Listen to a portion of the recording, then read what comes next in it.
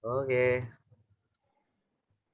Oke, selamat sore dan selamat datang kepada kawan-kawan semuanya dalam acara Apresiasi Sastra bersama Radio Buku di webinar sastra kita yang edisi Ramadan di minggu kedua, di mana minggu kemarin kita sudah membahas novel terjemahan dari Jerman.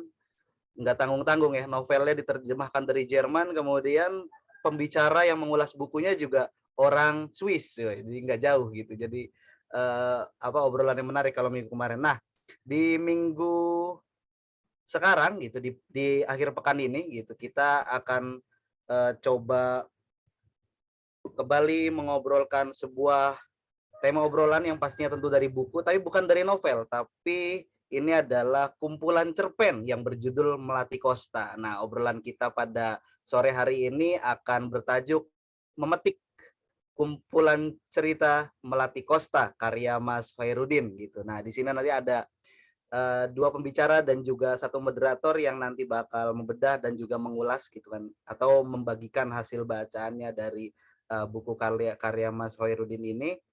Uh, sudah bergabung bersama kita semua ada Mbak Ida Fitri sebagai pembicara. Halo Mbak Ida.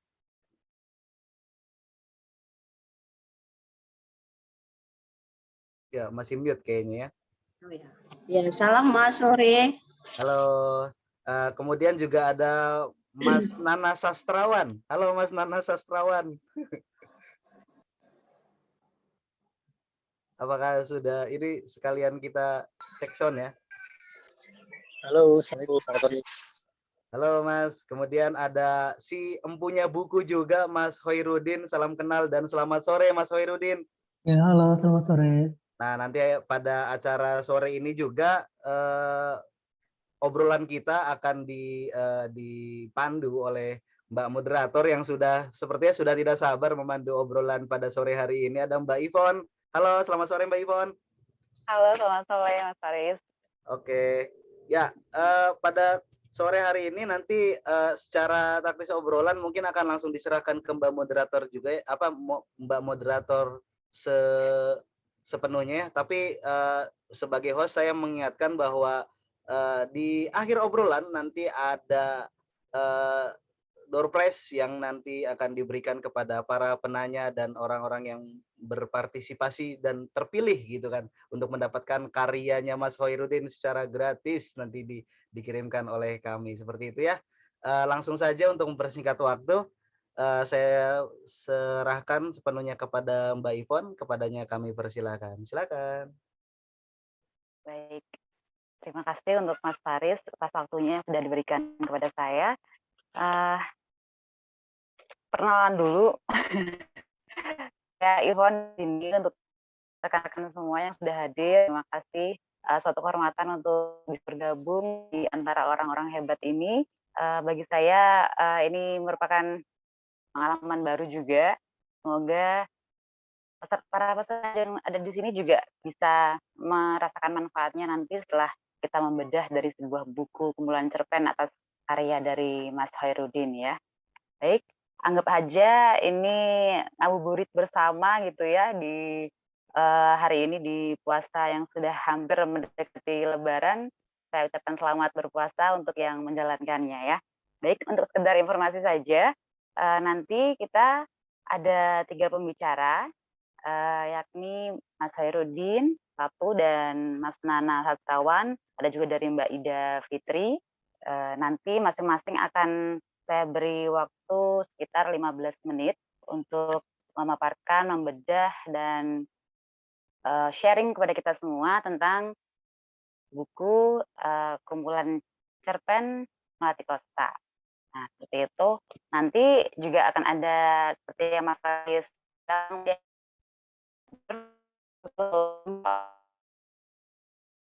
dikirimkan ke masing-masing ya. Jadi saya harap untuk para peserta bisa stay dari awal sampai dengan akhir acara. Gitu. Baik, langsung saja kita masuk ke acara intinya ya. Saya akan langsung memberikan kesempatan untuk Mas Khairuddin untuk bisa menyalakan mikrofonnya, dan untuk yang lainnya saya mohon untuk tidak menyalakan mikrofonnya selama pemaparan acara ini berlangsung gitu ya, sebelum saya persilahkan untuk berbicara. Seperti itu.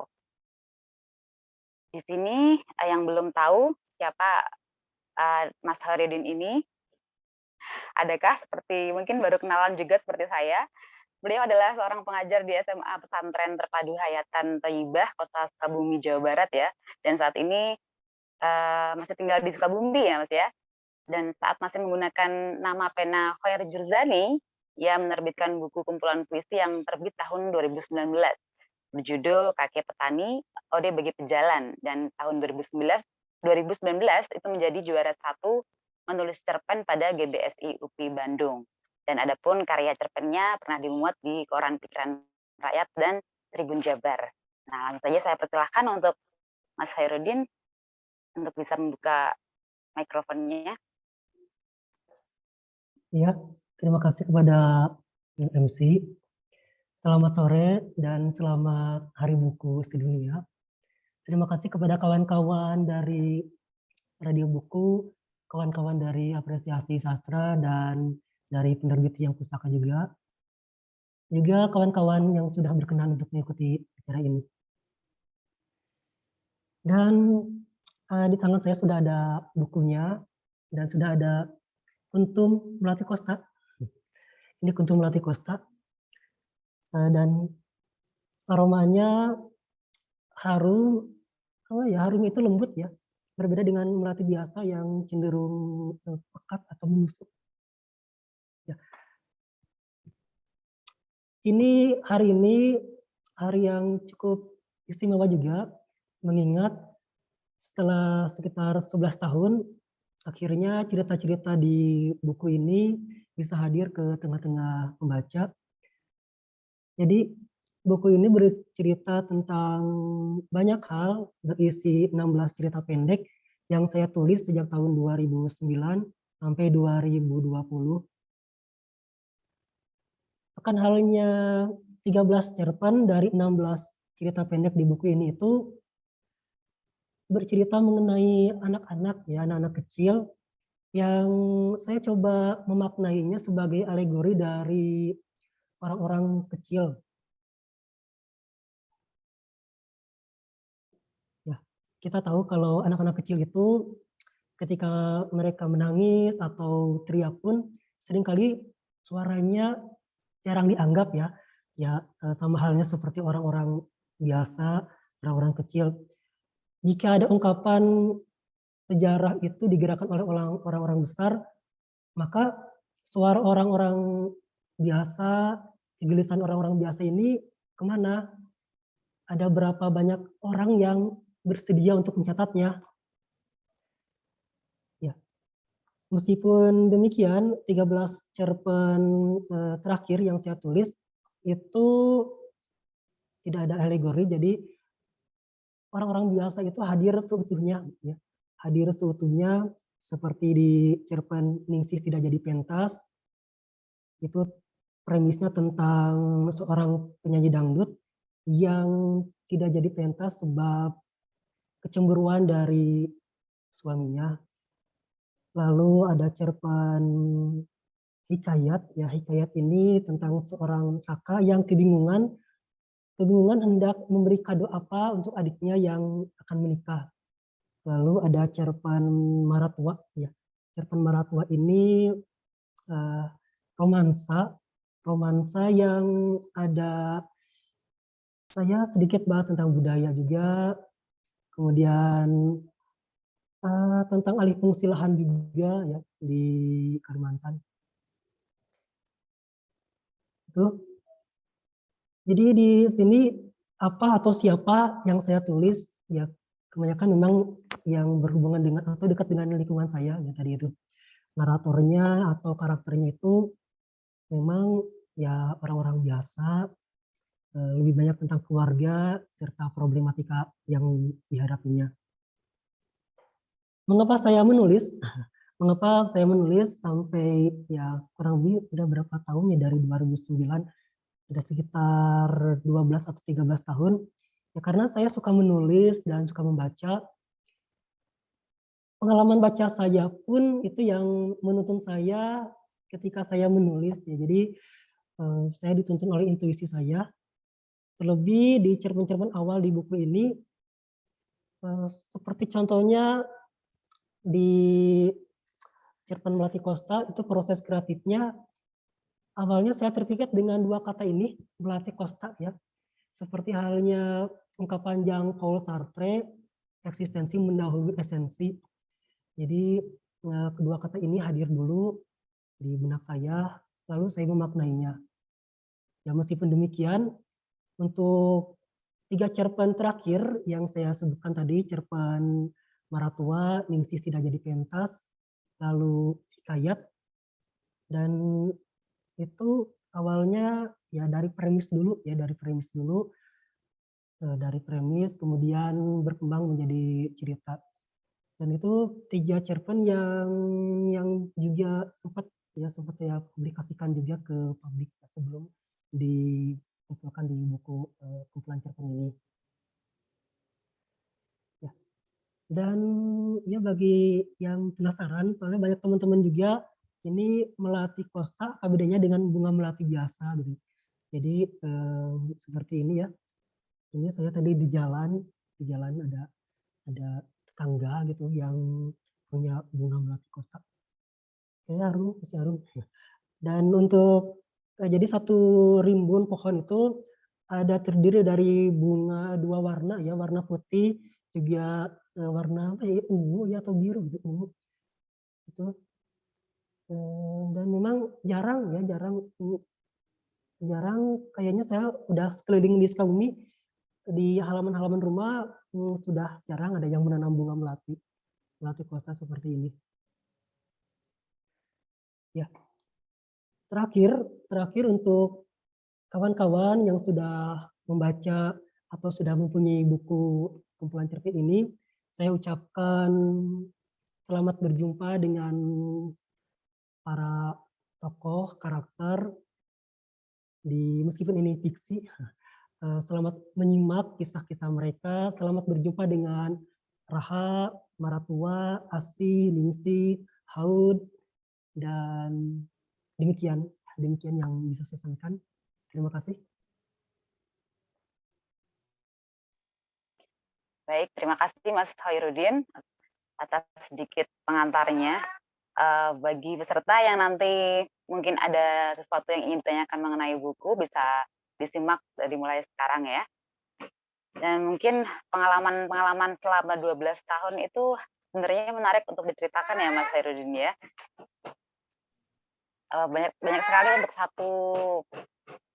satu buku dengan latar belakang 12 tahun itu pastinya mengumpulkannya juga penuh cerita gitu kan ya.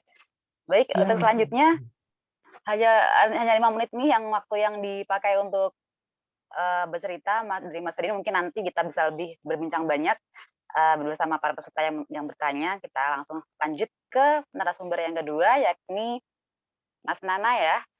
Mas Nana Sastrawan, apa kabar?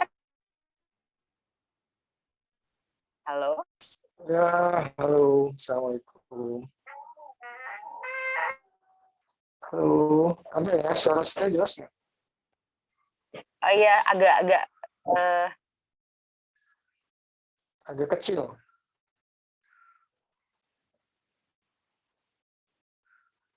Coba saya cek sound dulu ya. sudah terdengar jelas kok, Mas Nana. Baik, untuk Mas Nana ini beliau tinggal ya di Kuningan, Jawa Barat. Laki-laki ya, bukan perempuan. Mungkin ada yang mendengar namanya tiba-tiba menyebut dengan Mbak gitu. Beliau adalah laki-laki, lahir 27 Juli di Kuningan, Jawa Barat, yang berprofesi sebagai pendidik di sekolah swasta dan pernah menjadi peserta Mastera Cerpen, yakni Majelis Sastra Asia Tenggara. Wow, keren sekali ya. Dan dia juga menerima penghargaan Acarya Sastra 4 dari Badan Pengembangan dan Pembinaan Bahasa Kementerian dan Pendidikan dan Kebudayaan Republik Indonesia tahun 2015. Banyak sekali karya-karyanya dari Mas Nana ini, ada novel, puisi, bahkan ada yang sudah difilmkan begitu ya. Baik, kita dengarkan aja apa yang akan disampaikan putar buku dari Mas Herudin ini yang bertajuk Melati Kosta. Silahkan Mas Nana. Ya, terima kasih Bu Ivon ya. Suara saya jelas nggak nih? Iya, jelas.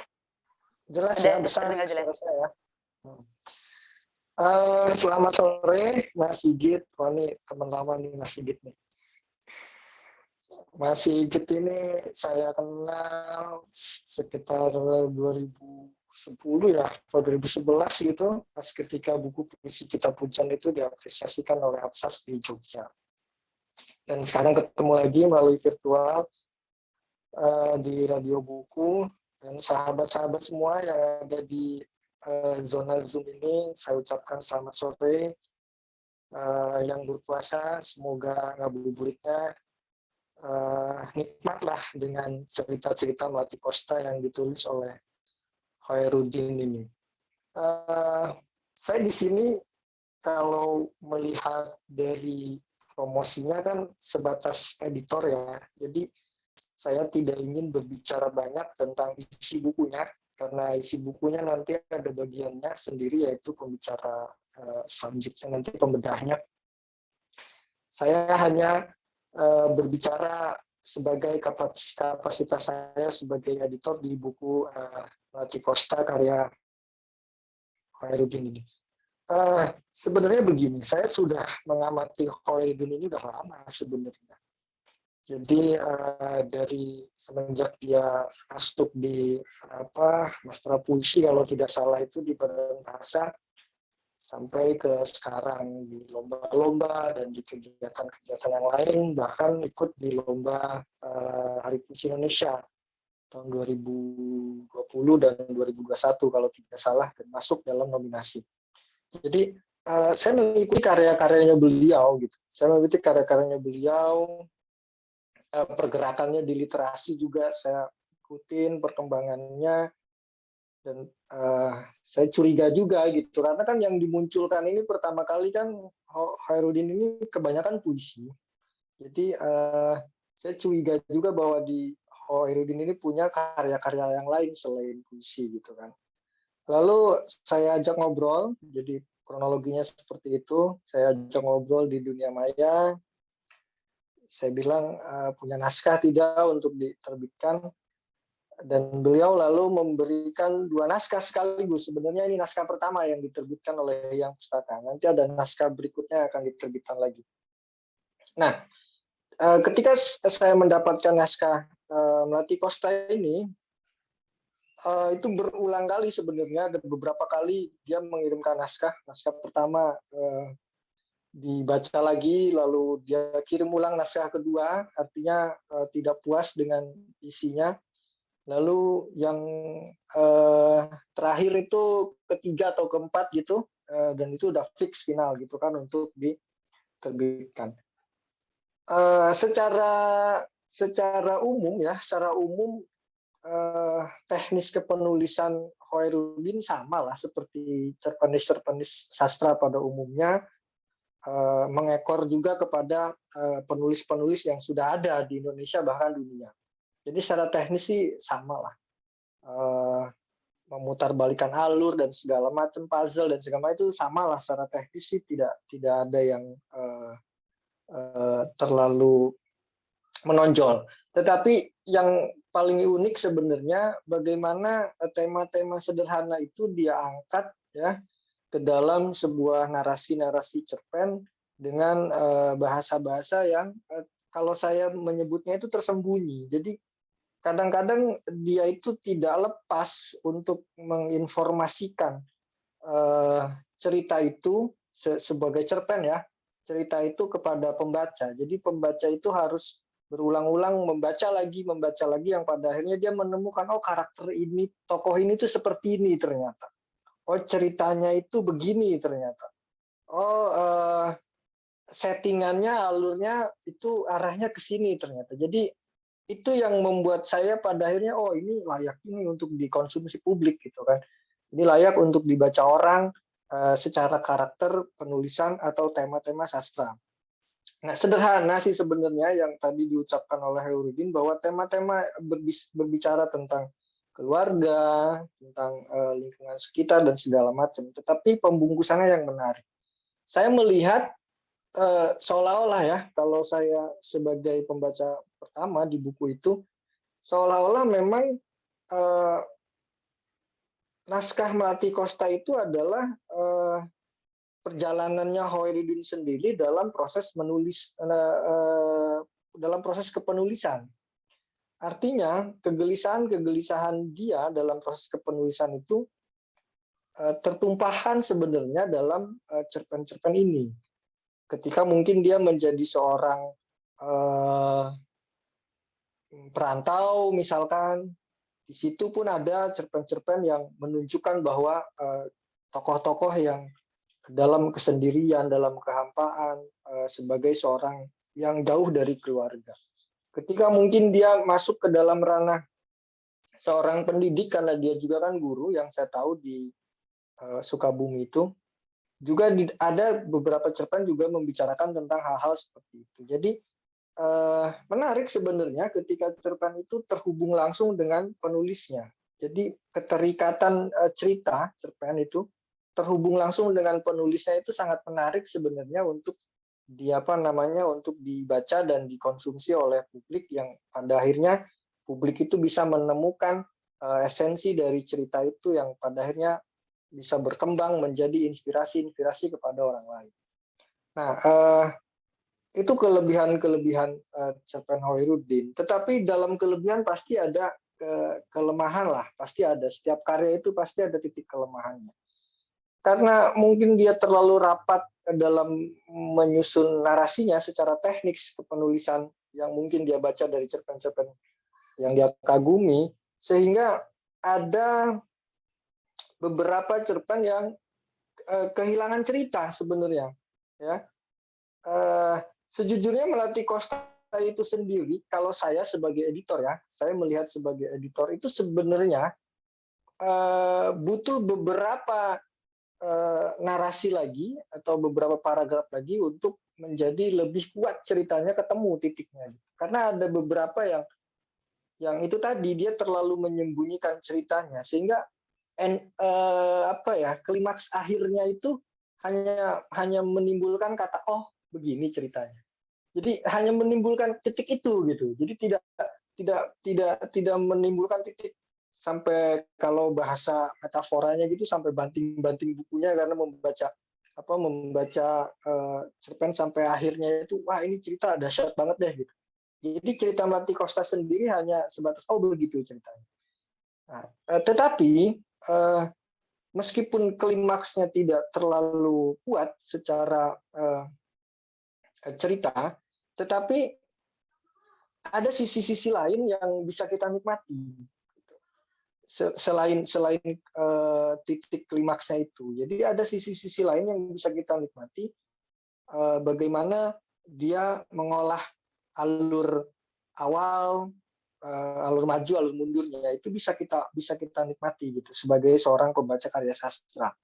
Nah, mungkin ya saya curiga juga karena Hoirudin ini terlalu sering menulis puisi, sehingga ketika dia menulis cerpen itu terasa kaku gitu kan. Mungkin seperti itu. Tetapi ya sebagai penulis saya pikir mau itu menulis puisi, menulis itu cerpen atau novel atau apapun, kritik sastra segala macam, sebagai penulis pasti harus terus melatih dirinya untuk menjadikan karya tulisannya itu lebih baik dan lebih baik lagi.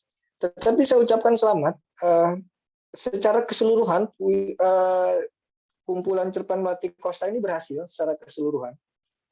Meskipun ada titik kelemahan dan titik kelebihan, itu saya pikir biasalah dalam sebuah karya sastra. Tapi secara keseluruhan berhasil, artinya bisa dinikmati oleh semua kalangan, dan mungkin kedepannya akan muncul lagi karya-karya baru yang dihasilkan oleh Hairudin ini di cerpen-cerpennya, dan mungkin lebih dahsyat lagi, lebih gila lagi mungkin ya, dari segi tema, dari segi narasi, dari segi teknik kepenulisan, alurnya, settingannya, mungkin kalau dia suka membaca karya-karya filsafat ya sekalian aja bikin cerpen-cerpen bernuansa filsafat yang yang padat gitu, yang orang membacanya sampai berpikir ulang gitu kan, sampai pada akhirnya mencapai titik klimaks yang sering ditulis oleh cerpenis filsafat pada umumnya. Tapi asik lah, secara keseluruhan asik. Itu dari saya sebagai pembaca pertama editor di buku ini. Mudah-mudahan buku ini selain bisa dinikmati oleh kalangan pembaca sastra, tapi bisa dinikmati juga oleh kalangan umum, sehingga proses perluasan buku ini semakin meluas gitu, tidak hanya segmentif, tidak hanya ada di kalangan-kalangan eksklusif, tapi bisa menjadi di kalangan-kalangan umum, bisa dibaca oleh banyak kalangan.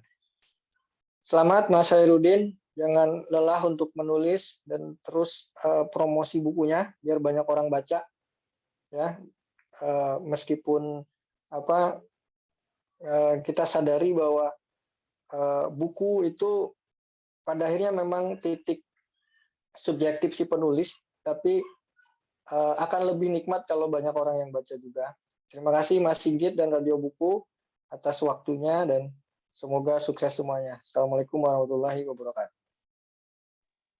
Waalaikumsalam warahmatullahi wabarakatuh. Terima kasih Mas Nanasri Sastrawan atas komennya untuk Melati Costa. Semoga apa yang disampaikan kepada Mas Hairudin juga bisa membangun untuk karya-karya selanjutnya ya. Baik, langsung saja kita lanjut ke pembicara ketiga, yakni ada dari Mbak Ida Fitri. Beliau lahir di Biren, Aceh, dan beliau merupakan cerpenis ya. Cerpennya juga dimuat di koran Tempo, Jawa Pos, Kompas ID, Detik, Media Indonesia, Republika, Pikiran Rakyat, Kedaulatan Rakyat, Tabloid Nova, dan lain-lain ya. Dan keumcernya juga ada, yaitu Air Mata Shakespeare 2016, keumcer Cemong 2017, dan saat ini Mbak Ida Fitri ini bekerja di Dinkes Aceh Timur. Halo Mbak Ida. Silakan buka mikrofonnya. Halo, Assalamualaikum warahmatullahi wabarakatuh.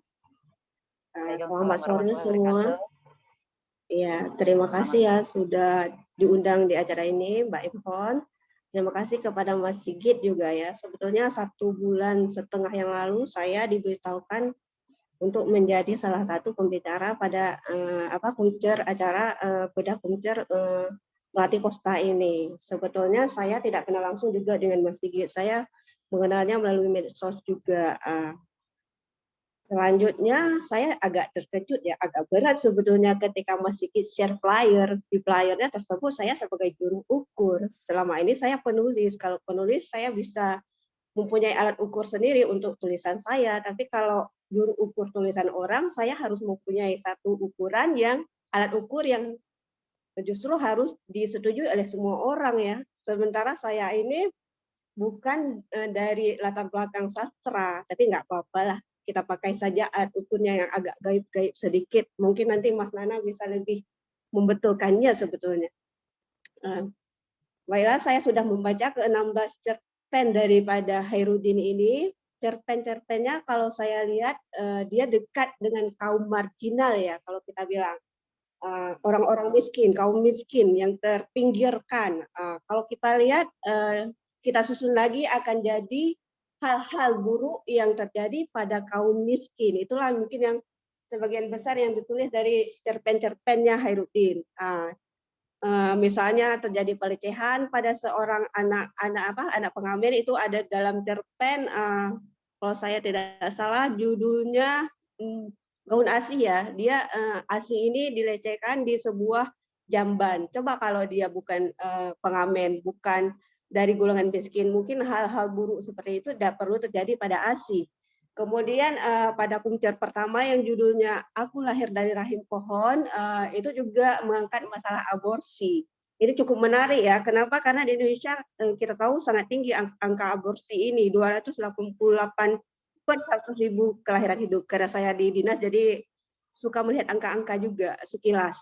Kemudian kalau kita lihat kembali hukum Indonesia, menurut Undang-Undang Kesehatan ya nomor 36 2009, aborsi ini ya tidak dibolehkan, ilegal, tapi dibolehkan dengan indikasi medis dan korban perkosaan ya. Di sini saya sebagai pembaca perempuan untuk Aku Lahir dari Rahim Pohon merasa bagaimana ya. Di sini tidak digali lebih jauh ya. Sebenarnya temanya cukup menarik yang diangkat dan aborsinya terjadi di rumah dukun beranak. Itu pasti nggak ada cerita yang namanya legal, pasti ilegal. Cuman tidak digali lebih jauh dilihat dari sisi perempuan ya. Perempuan sebagai misalnya dia yang melakukan aborsi. Saya melihat kecenderungan daripada Hairudin di sini lebih melihat hal-hal negatif saja yang pelaku aborsi ini. Kalau kita lihat dia menggunakan Dewi Malam ya, salah satu pelakunya yang merupakan ibu orang tua daripada si tokoh aku dalam Aku Lahir dari Rahim Pohon. Dewi Malam ini mencoba aborsi tapi tidak jadi, kemudian menitipkan anaknya kepada dua orang tua di desa tersebut. Kemudian yang lain ada disebutkan juga misalnya burung pipit atau saya agak lupa ya, dia menggunakan semacam metafor untuk tokoh-tokoh yang disebutkannya, bisa kita bilang golongan lah. Di sini tersebut salah satunya kalau Dewi Malam kita bilang pelacur. Saya pikir kalau pelacur mungkin ini pribadi saya juga ya. Kalau pelacur dia sudah pasti menggunakan alat ini ya, menggunakan alat pengaman. Jadi kenapa dia harus melahirkan anak-anak yang tidak diinginkannya kemudian diaborsi. Tapi di sini ada beberapa hal yang menitikkan beratkan pelakunya ada pelacur. Tapi karena saya tidak dekat dengan kehidupan pelacur, saya juga tidak terlalu bisa memberi satu argumen. Kemudian ada yang pelakunya yang kedua, kalau kita lihat burung yang baru tumbuh bulunya, kalau saya tidak salah. Ini berarti merujuk kepada remaja ya, remaja putri. Di sini juga seakan-akan mereka dijustifikasi sebagai pihak yang salah dengan tanpa melihat penyebab lebih dalam lagi. Kalau kita lihat pada terjadinya kehamilan dini, kehamilan di luar nikah pada remaja-remaja itu biasanya karena tidak adanya pengetahuan mereka tentang seks edukasi ya, tentang seks ya.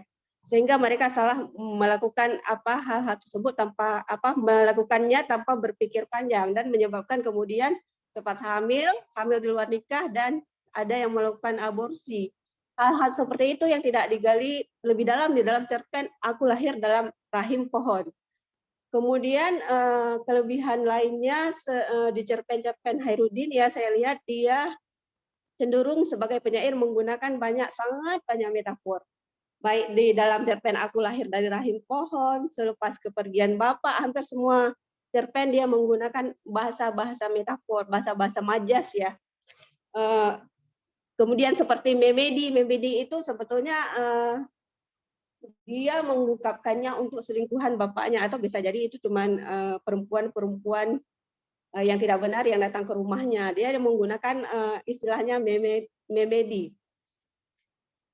Kemudian penceraian juga sangat banyak diambil tema oleh Hairudin, lebih dari satu cerpen kalau saya lihat tentang broken home ini. Bisa di Haud kita lihat, kemudian di mana lagi ya, cerpen Melati Costa sendiri juga terjadi perselingkuhan ibunya kalau di Melati Costa. Kemudian selain penceraian juga isu bunuh diri. Isu bunuh diri juga lebih dari satu cerpen dia menggunakan isu tersebut. Saya tidak tahu angka pasti ya bunuh diri Indonesia tinggi apa tidak. Tapi kalau kita tidak perlu melihat angka statistik itu tetap tinggal di angka. Ini adalah misalnya lebih ke pribadinya, sastra lah yang membuat sesuatu itu, bukan cuma sekedar angka statistik kalau menurut saya. Kemudian anak jalanan, kemudian juga yang sangat menarik ya bagi saya sebagai pelaku di bagian kesehatan, dia juga mengangkat salah satunya tentang kematian bayi dalam rumah anak senyum Buddha, kematian bayi-bayi yang lahir cacat ya. Kalau kita lihat bayi-bayi lahir cacat memang bisa menyebabkan dia meninggal dan itu juga sangat menyedihkan, dan bayi itu tidak serta-merta lahir cacat, tentu ada penyebabnya. Mungkin itu yang juga kurang digali sama Hairudin. Kemudian ada satu cerpen Horta. Horta itu saya pikir tentang seorang laki-laki yang sudah cukup berumur, kemudian mengangkat seorang anak, dia menjadi bilal atau pembersih rumah ibadah, kemudian dia pada suatu malam karena mimpinya malah menggorok anak asuh yang sangat disayangi itu demi untuk demi untuk meniru sang Nabi Ibrahim ya pastinya. Kita tahu Nabi Ibrahim diperintahkan untuk menyembelih anaknya lah, Ismail, menyembelih Ismail, kemudian Ismail diganti dengan domba. Nah, kalau di sini tidak ada penggantian, anaknya meninggal malah setelah digorok, dan ini cukup menyedihkan kalau kita bilang ya. Seorang yang ingin beragama tapi tidak tahu cara beragama. Dan saya lihat dari keseluruhan juga banyak tokoh-tokoh di sini yang digambarkan tokohnya tidak buta huruf ya, tidak melek huruf. Mungkin saya tidak tahu keadaan di Sukabumi, bagaimana keadaan di Sukabumi, apa banyak golongan melek huruf, tidak melek huruf di Sukabumi atau buta huruf. Kalau di daerah saya itu agak jarang, makanya saya hampir tidak pernah mengangkatnya dalam cerpen, kecuali kasus-kasus semacam disleksia. Kemudian kelebihannya yaitu metafor, dia menggambarkan satu hal lewat hal lain, seperti aku lahir dari rahim pohon ini. Aku lahir dari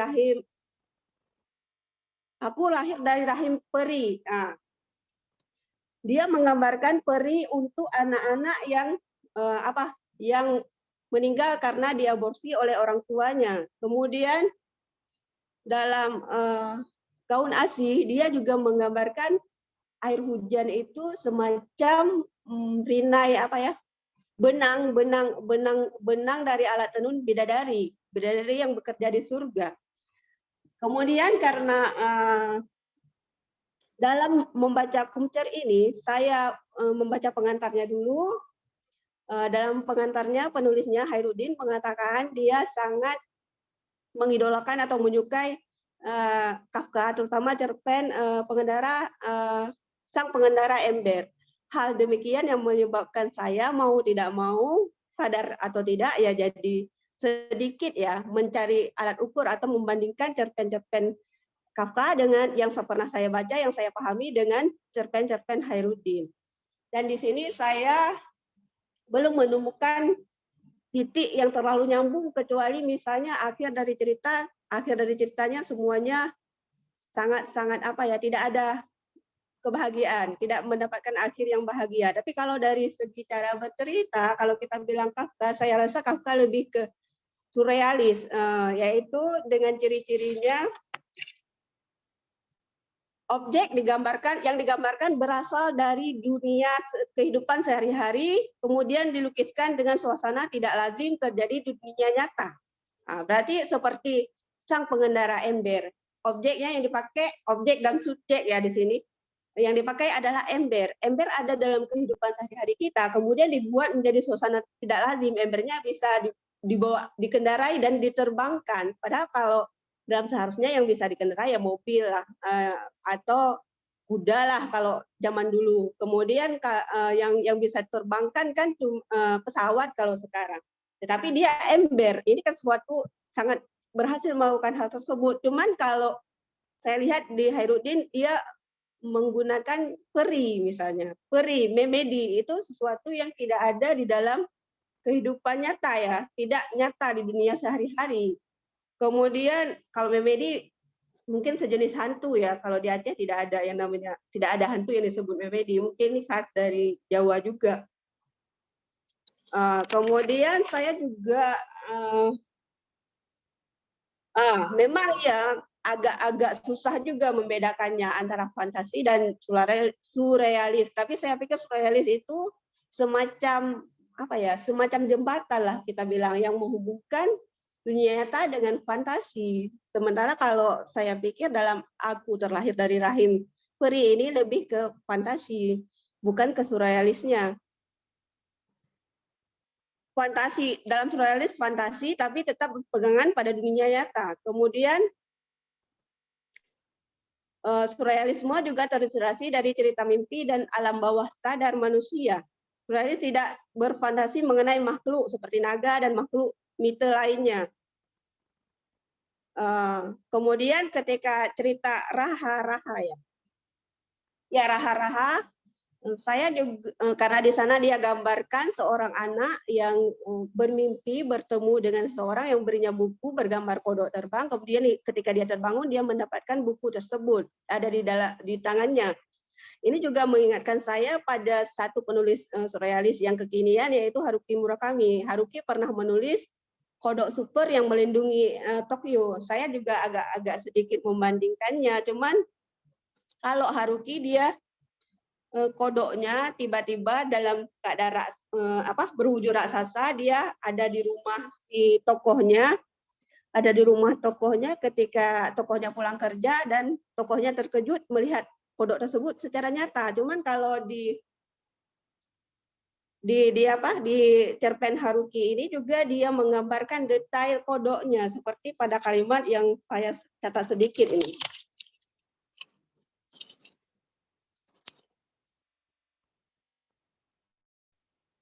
Tapi ia tahu saat ia melihat bangkong menuangkan air mendidih ke dalam teko sambil bersenandung bahwa ini betul-betul anggota gerakan seekor kata yang nyata.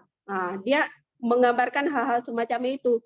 Sementara dalam Raha saya sebenarnya sempat berharap ada detil-detil yang membuat cerita itu terlihat lebih hidup. Misalnya ketika dia melihat buku di dalam genggamannya berbentuk buku dengan gambar kodok terbang, saya berharap di situ misalnya di sudut-sudut bukunya ada coretan-coretan atau bulatan-bulatan yang acak, yang menimbulkan pertanyaan selanjutnya. Saya berharap ada detail-detail demikian dalam cerpen Khairuddin. Mungkin karena beliau adalah seorang penyair, sehingga terlalu banyak metafora yang ada, sehingga ada detail-detail yang sebetulnya bisa lebih menghidupkan cerita, agak terlupakan mungkin ya. Saya juga karena saya tidak berlatar penyair, maksudnya tidak menulis puisi, saya juga tidak tahu apa hal demikian bisa terjadi. Seperti Mas Nana bilang tadi, seharusnya dia bisa membedakan ketika menulis puisi dan menulis cerpen. Kemudian catatan saya lainnya,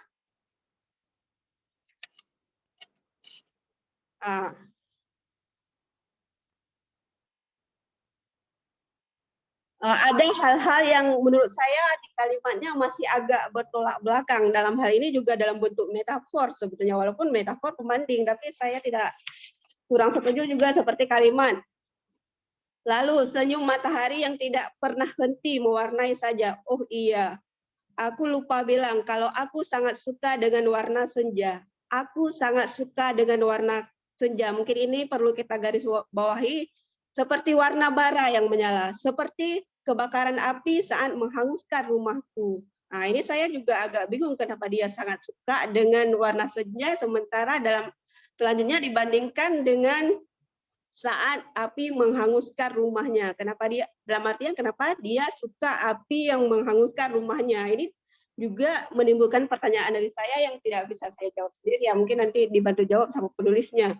Ini kalimat ini ada dalam Celengan Ayam. Kemudian ada satu cerpen, ya di cerpen pertama sih, ada informasi yang agak bertolak belakang dengan antara paragraf awal dengan paragraf selanjutnya. Beberapa paragraf selanjutnya, misalnya di paragraf awal disebut di jalan itu dilewati oleh orang-orang yang ke sawah kalau saya tidak salah dan anak-anak sekolah. Kemudian di paragraf selanjutnya ada tersebut anak-anak sekolah tidak berani melalui jalan itu, jalan yang ada pohon randu, yang kemudian yang tokohnya bertemu dengan peri di tempat tersebut banyak peri. Ini mungkin ada lainnya juga yang agak-agak seperti itu, tapi saya tidak menulisnya. Kemudian kalau kita lihat, saya ketika membaca cerpen ini, kumpulan cerpen ini, saya teringat memang satu esai Ray Bradbury ya, tentang lari cepat, berhenti, atau sesuatu di puncak tangga, atau hantu-hantu baru dari pikiran lama. Salah satu yang disebutkan di dalam esai ini, dalam menulis itu kita boleh menyimpan kata benda ya, menyimpan kata-kata benda yang berada dalam pengalaman hidup kita atau yang sangat-sangat membuat kita terkesan. Saya pikir sadar atau tidak, mungkin seperti dijelaskan Hairudin tadi, dia juga menggunakan hal tersebut. Misalnya untuk kata benda celengan ayam, kemudian dikembangkan menjadi satu cerita. Ini sesuai dengan esai dalam kumpulan esai Zen dalam seni menulis punya Ray Bradbury ya. Saya lihat kata-kata yang dikembangkan oleh Hairudin, mungkin ada peri, ada bidadari, ada celengan ayam, ada sepeda tua, ada melati kosta, kemudian ada gaun, ada rumah, ada burung hujan ya, kemudian mutiara terpendam. Kemudian kalau secara bertutur saya suka dengan 3 cerpen terakhir malah. Saya merasa lebih segar di situ, walaupun di situ tidak ada lagi, tidak terlalu banyak metafornya. Di sana lebih ke realis saya pikir. Mungkin ini saja dari saya. Terima kasih. Boleh kita lanjutkan dengan diskusi untuk selanjutnya. Baik, terima kasih Mbak Ida Fitri. Banyak sekali hal-hal yang dikupas ya sama Mbak Ida. Mungkin dari Mas Hairudin sendiri bisa memberikan, mungkin mau memberikan tanggapan. Saya kasih waktu 5 menit untuk memberikan tanggapan atas dari tanggapannya dari Mbak Fitri dan juga Mas Nana tadi. Silakan Mas Hairudin. Ya, terima kasih kepada Mas Nana dan Kak Ida Fitri atas apresiasinya. Ya, memang ketika saya menulis puisi, kadang bahasanya lebih cair ya, lebih naratif. Tapi ketika saya nulis puisi, nulis cerpen, bahasanya jadi metaforik gitu ya, jadi puitik. Nah, seringkali seperti itu, makanya sekarang banyak nulis esai ya. Karena kalau dalam esai, si pengarangnya langsung dari sudut pandang si pengarangnya, gitu, si penulisnya. Kemudian ya mengenai tadi ya, bahkan kalau kemarin beberapa minggu yang lalu saya main ke Cianjur, Cianjur itu kota dekat Sukabumi, itu berjumpa dengan anak yang seharusnya udah SMA ya, sekolah di SMA, tetapi belum bisa baca gitu, belum bisa baca. Katanya bisa misalnya bisa B, A, C, A, baca bisa tapi tidak bisa merangkai kalimat ya. Masih ada yang seperti itu, katanya lulusan SD gitu. Jadi itu padahal tinggalnya di kota, jadi pusat kota. Waktu saya main ke Cianjur bersama teman-teman. Lalu saya pun jadi relawan di Kejar Paket C, PGBM Umi Kulsum, sekolah non formal. Itu juga banyak menemukan anak-anak ya, atau sebenarnya banyak hal yang ingin saya ceritakan barangkali nanti di cerita-cerita selanjutnya. Makanya terima kasih kepada Mbak Indah dan Mas Nana untuk kedepannya, soalnya memang banyak hal yang ingin saya ceritakan kembali. Ya, dan memang di sana seperti halnya saya banyak menyaksikan anak-anak yang apa ya, yang memang dia itu ya masih kelas 10 atau kelas 1 SMA, cuma putus sekolah lalu nikah gitu ya. Ya banyak seperti itu di tempat saya mengajar. Kemudian di cerpen Burung Hujan ya, dan beberapa cerpen juga, dan ya saya pun di lingkungan saya, di tetangga, bahkan saya sempat juga tinggal di sebuah kontrakan di pasar ya, di sana itu memang bahkan saya masih ingat ya, bulan Ramadan itu saya bahkan tidak pulang ke rumah, lebaran itu tinggal di kontrakan yang tempat tinggalnya ya orang-orang marginal yang kesehariannya jadi pengemis gitu. Juga ya banyak juga menemukan sosok-sosok yang baru pulang dari luar negeri misalnya, dari TKW, kemudian tidak langsung pulang ke rumahnya, tetapi sambil bawa bayi, dan itu memang banyak hal yang memang sebagian inspirasi dari buku ini adalah di pengalaman pribadi saya.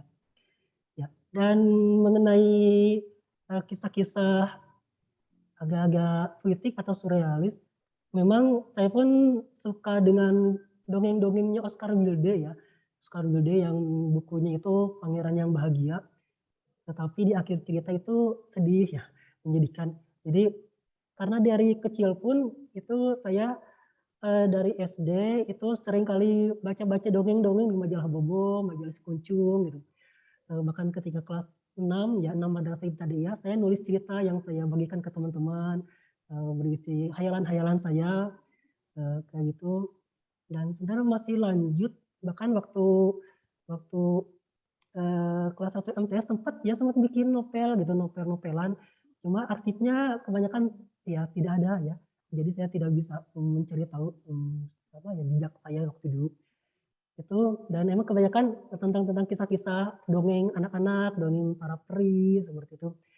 Ya meskipun memang seiring perkembangan usia ya, seiring perkembangan di 3 cerpen terakhir memang itu lebih ke kebanyakan realis seperti itu. Kemudian apa lagi ya? Apa lagi tadi? Barangkali seperti itu. Nanti bisa ada yang mau bertanya lagi, boleh. Baik, terima kasih Mas Herudin. Pas 5 menit ya untuk tanggapannya.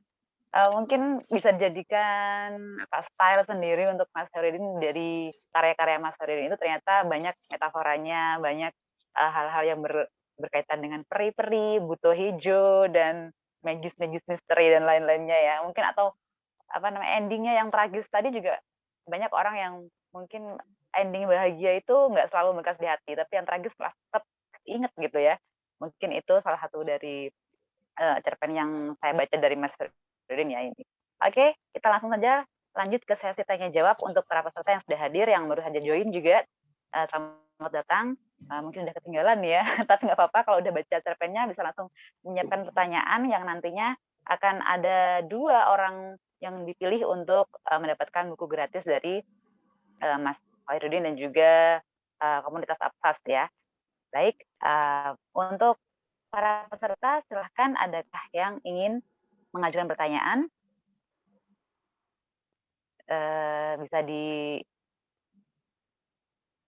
Bisa angkat tangan? Ada yang lewat chat, Mbak, bisa dicek. Ada yang ngajak? Ya, tadi ada yang belum kejawab ya. Ada yang belum disampaikan. Tadi mengenai rumah terbakar itu. Ada senja rumah terbakar itu memang untuk cerpen di Celengan Ayam itu awalnya adalah prolog novel ya, prolog novel. Jadi sebenarnya ada banyak detail-detail yang nanti akan saya ceritakan atau di kisah-kisah selanjutnya. Cuma karena rentang waktunya lebih dari 10 tahun, banyak hal yang saya editing gitu. Jadi banyak yang saya hilangkan dan novel awalnya ingin dijadikan novel masih terbengkalai sampai sekarang. Jadi memang ada beberapa cerpen yang belum selesai mungkin ya, sepertinya kayak gitu. Oke. Kita lanjut ke pertanyaan yang sudah masuk ya Mas Herudin. Ini ada dari Mbak Ratih Ayu Puspitasari, asalnya dari Solo, Jawa Tengah. Ketika kita membaca sesuatu, sebenarnya kan kita sedang berdialog, kadang-kadang kita punya pandangan yang berbeda dengan yang tulisan yang kita baca. Nah, biasanya munculnya ide-ide tersebut dari bacaan dan selain itu apalagi gitu. Kemudian yang kedua, menjaga sudut pandang objektif dalam cerita itu maksudnya bagaimana? Terima kasih. Ini berarti ingin mengajukan pertanyaan kepada Mas Herudin ya. Silakan dijawab.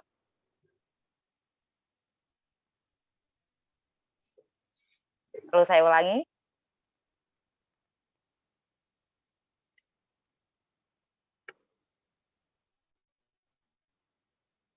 Halo?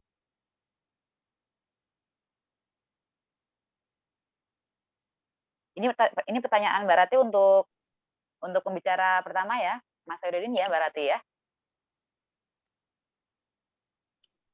Ketika kita membaca sesuatu, sebenarnya kan kita sedang berdialog. Kadang-kadang kita punya pandangan yang berbeda dengan yang tulisan yang kita baca. Nah, biasanya munculnya ide-ide tersebut dari bacaan dan selain itu apalagi gitu. Dan menjaga sudut pandang objektif dalam cerita itu maksudnya bagaimana? Ya, mengenai proses kreatif memang tidak lepas dari pengalaman, baik pengalaman empiris maupun pengalaman literasi, ya. Dan ya dari bacaan ataupun dari pengalaman yang kita saksikan atau kita alami langsung. Itu memang ya seperti hanya berdialog ya, berbicara kayak gitu. Lalu yang pertanyaan kedua itu menjaga sudut pandang objektif dalam cerita. Itu maksudnya, ya dalam kalau karya sastra masuknya ke seni, jadi apa ya? Kalau saya lebih ke subjektif juga gitu, lebih subjektif mengemas ceritanya. Kalaupun menjaga objektivitas itu seperti kita menjaga jarak ya, menjaga jarak antara pengalaman kita dengan apa yang akan kita tulis gitu. Jadi Kaisa berusaha untuk tidak memasukkan suara saya, tapi memang ini adalah suara si karakter tokohnya. Itu sih kalau maksud objektif dalam menurut pandangan saya. Seperti itu. Baik, berarti sudah dijawab ya oleh Mas Herudin. Selanjutnya ada dari Lilin Rusda. Selamat sore, mohon izin saya ingin bertanya bagaimana mengatasi stagnan dalam menulis kumpulan cerpen. Karena menurut saya dalam penulisan kumpulan cerpen diperlukan banyak ide. Dan saya pernah mengalami stagnan hingga sampai sekarang belum selesai. Seperti itu. Dan yang kedua, apakah diperlukan target dalam menulis buku kumpulan cerpen tersebut? Silakan Mas Herudin. Ya, mungkin nanti bisa dibantu oleh para penulis juga, Mbak Ida atau Mas Nana ya. Jadi kalau untuk stagnan, semacam writer block ya, memang kalau kita lagi tidak ada ide atau malas tulis, ya istirahat dulu aja, jangan dipaksakan. Kemudian kalau kalau saya lebih ke apa, mengizinkan diri sendiri untuk menulis dengan bebas, dengan leluasa, berdamai dengan diri sendiri dulu gitu. Jadi tidak ada target harus bagus, yang penting nulis aja dulu. Ya nanti kan kalau udah selesai bisa diedit kembali daripada tidak sama sekali. Kemudian kalau untuk target menulis ya memang itu baiknya emang misalnya target nulis 12 cerpen gitu ya untuk satu buku kumpulan cerpen gitu. Kalau ini 16 cerpen selama 11 tahun terlalu lama, barangkali terlalu lama. Jadi kalau 11 cerpen sepertinya 1 tahun cukup kayaknya ya, atau 6 bulan juga gitu. Karena yang paling susah emang kalau saya risetnya seringkali riset misalnya di cerpen Maratua saya harus observasi dulu, nyari bahan-bahannya. Kalau eksekusinya bisa cepat ya, saya bisa ke kedai kopi dulu, menulis dulu pakai tangan gitu ya. Kemudian kalau waktu cerpen Maratua saya bahkan ke warnet untuk mengetiknya gitu. Kemudian dikirim ke panitia acara, atau kalau untuk lomba ke panitia lomba, atau untuk kalau di rumah diketik di handphone gitu ya. Jadi sebenarnya cepat, yang lama barangkali malasnya sih itu ya. Demikian. Baik, dari Mas Herudin sendiri menurut saja sampai 12 tahun ya yang ini ya. Ya ada juga yang misalnya moodnya bagus bisa setahun, mungkin sebulan. Jadi tergantung moodnya masing-masing ya. Dan juga kesibukan masing-masing. Baik, ada satu lagi yang ingin bertanya, Dian Erika ini. Malam menarik sekali membaca cerita dalam Latih Kosta, bacanya seperti membaca dongeng, benar sekali. Mas Khair banyak mengambil sudut pandang tokoh perempuan dan anak-anak. Nah, ini menarik. Apakah ada alasan khususnya? Ya, alasan khusus apa ya? Karena di rumah ya, di keluarga ini mungkin agak sedikit takut dengan keluarga pribadi, personal sekali. Ya, ya entah apakah saya menikmati masa kecil saya atau saya dengan keluarga saya baik-baik saja. Soalnya memang saya orang apa ya, sekian lama tinggal dengan bisa dibilang ibu apa ya, ibu sambung ya atau ibu tiri. Jadi keluarga cerai waktu saya umur sekitar 2 tahun, dan kurang sampai sekarang dengan ibu kandung atau ibu sambung agak kurang dekat atau gimana gitu. Jadi entah ini obsesi atau bagaimana ya, ya atau sayanya yang merasa masih ada jiwa kekanak-kanakannya gitu. Entah, yang pasti saya suka baca-baca dongeng-dongeng sampai sekarang ya. Dongeng-dongeng, tapi pastinya tidak semata dongeng yang baik-baik saja. Seperti itu, karena hidup pun tidak melulu baik-baik saja. Demikian barangkali, terima kasih untuk penanya. Terima kasih Mas Herudin. Begitulah jawabannya Mbak Dian ya. Adakah yang ingin bertanya lagi? Tiap penulis juga mungkin ada stylenya sendiri-sendiri ya, ada yang ingin mengangkat seperti dongeng, ada yang realistis seperti itu ya.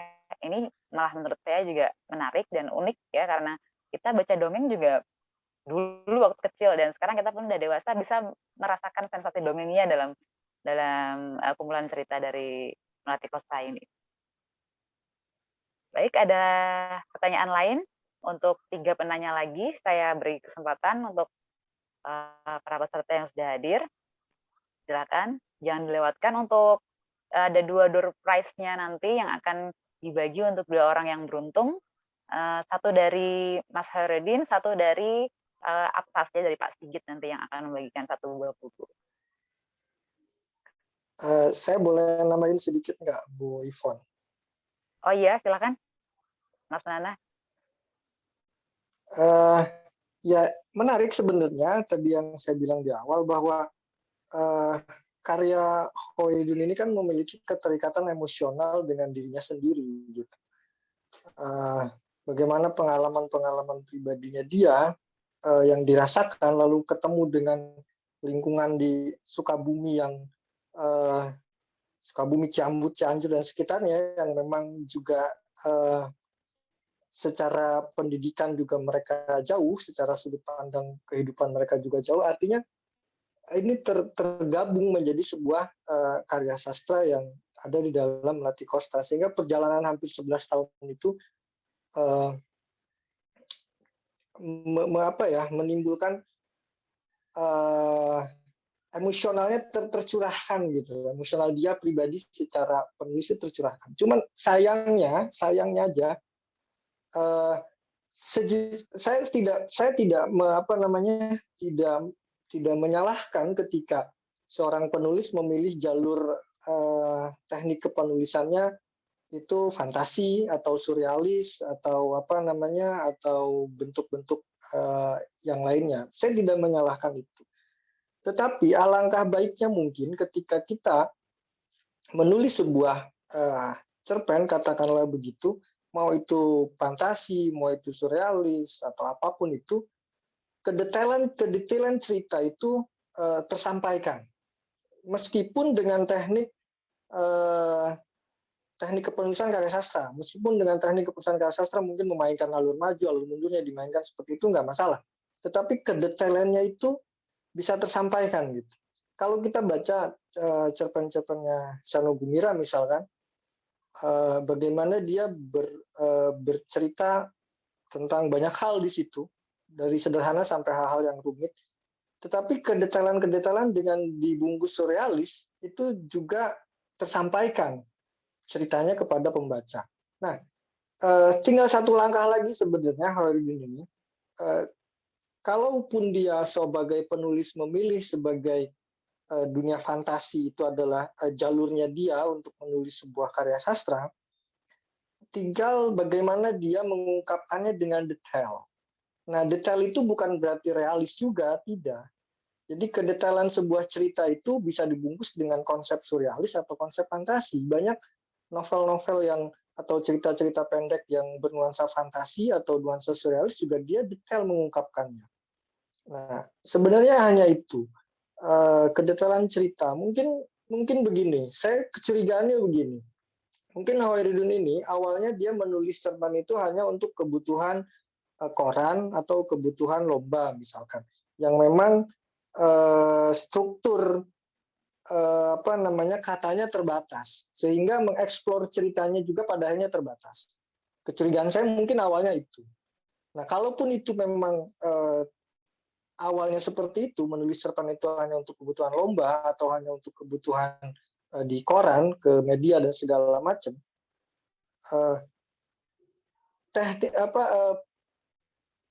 melatih lagi lah, kira-kira begitulah untuk selanjutnya. Karena tadi saya menyimakkan bagaimana Hairudin ini memiliki banyak kegelisahan di lingkungan sekitarnya yang ingin dia ceritakan ulang lagi gitu sebagai penulis, dan dia tidak ingin berhenti dengan karyanya yang sekarang.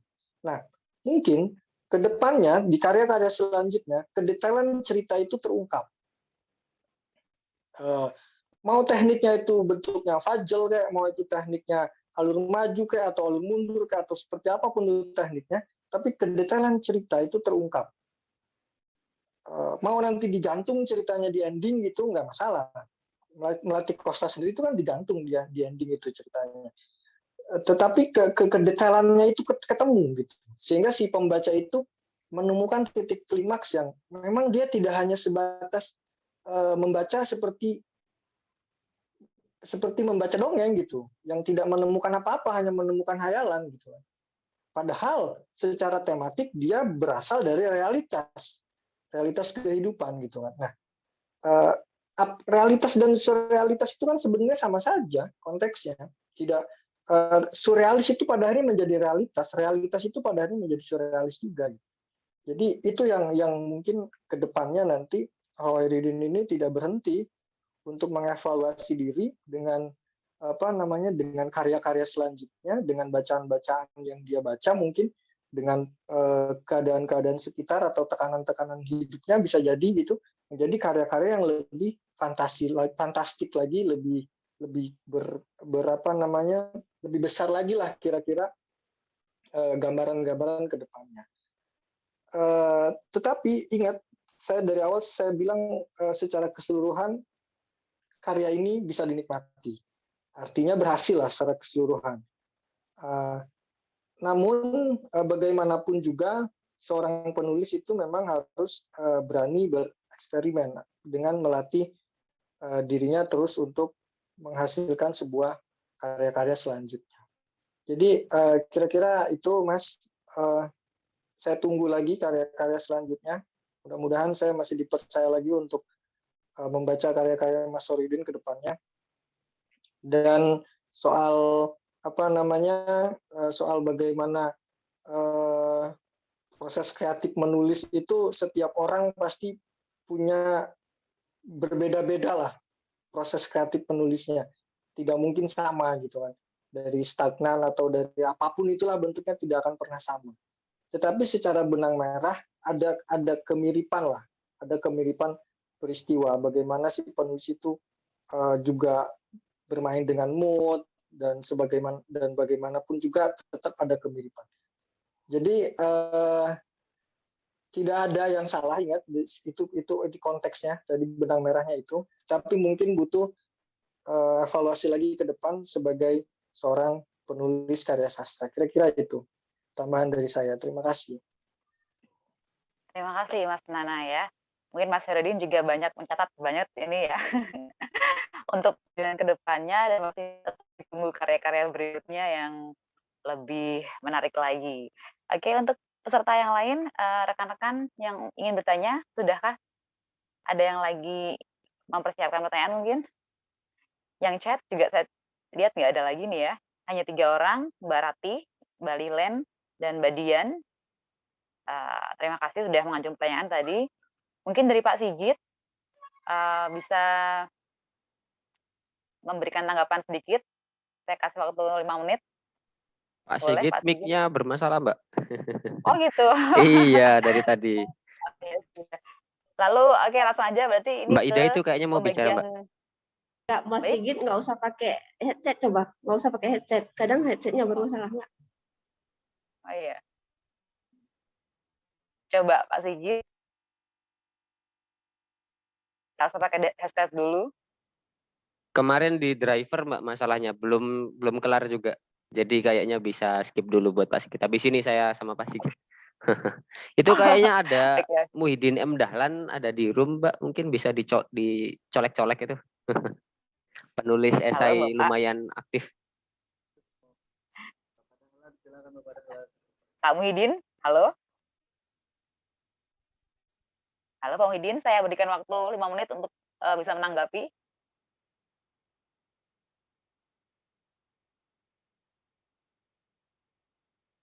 Halo. Nggak muncul kayaknya, Mbak. Sorry. Apakah bermasalah juga?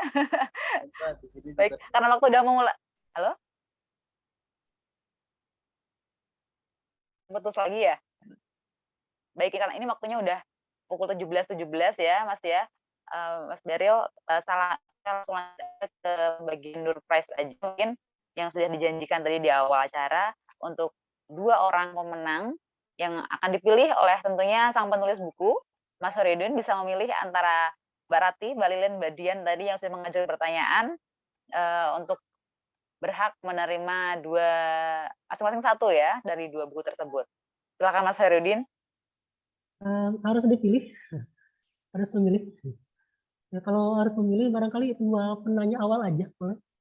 Oke, ya berarti Mbak Rati sama Mbak Lilen selamat, Anda mendapatkan 1 buah buku dari Mas Hoirudin yang melatih Kosta ya, sama 1 lagi dari komunitas Apsas, Apresiasi Sastra, begitu. Nanti minta tolong Mbak Rati dan juga Mbak Linen untuk mengirimkan nama lengkap dan nomor telepon dan juga alamat lengkapnya untuk mengirim hadiahnya ya, bisa di-chat aja nanti. Seperti itu. Terima kasih atas partisipasinya untuk para peserta dan juga para narasumber kita yang sudah memberikan pemaparannya dengan cermat, teliti ya, dan tentunya bakal membangun juga untuk penulis ke depannya. Semoga kita juga bisa meraup manfaatnya ya dari pembelajaran hari ini. Apa sih pembelajaran? Ngabuburit hari ini aja ya. Oke, terima kasih. Saya juga mohon maaf apabila atas ada kesalahan selama berlangsungnya acara, mungkin teknis ataupun nggak teknis, saya kembalikan kembali kepada Mas Faris atau Mas Daril ini yang tadi sudah membuka acara. Ya, terima kasih Kak Ivon, obrolan yang sangat Assalamualaikum menarik warahmatullahi dan wabarakatuh. terima kasih. Waalaikumsalam warahmatullahi wabarakatuh. Obrolan yang sangat menarik ya, dan juga atensi yang lumayan dari para kawan-kawan sekalian gitu. Ya saya juga tertarik gitu untuk menunggu karya-karya dari Mas Hoirudin gitu ya. Mungkin nanti bisa kalau ada waktu kita bisa diberi kesempatan ketemu ke Jogja ya untuk saling sharing gitu soal ide gitu, soal ngulik ide itu gimana sih gitu caranya gitu. Dan masukan-masukan dari Mas Nana dan juga Mbak Ida tadi ulasannya juga cukup menarik. Dan kita sudah sampai di penghujung acara ya. Terima kasih saya ucapkan kepada kawan-kawan sekalian yang sudah mengikuti dari awal sampai akhir, dan selamat kepada teman-teman yang terpilih mendapatkan buku gratis dari Mas Hairudin ya. Nanti bisa kita saling berkabar untuk memastikan alamat dan juga nomor teleponnya agar bukunya sampai dengan selamat di tempat tujuan gitu. Mungkin mari kita akhiri acara kita pada kesempatan kali ini dengan berfoto bersama terlebih dahulu. Nanti akan di screenshot oleh Mas Beril. Silakan bagi teman-teman semuanya untuk mengaktifkan kameranya untuk mendokumentasikan acara kita pada sore hari ini.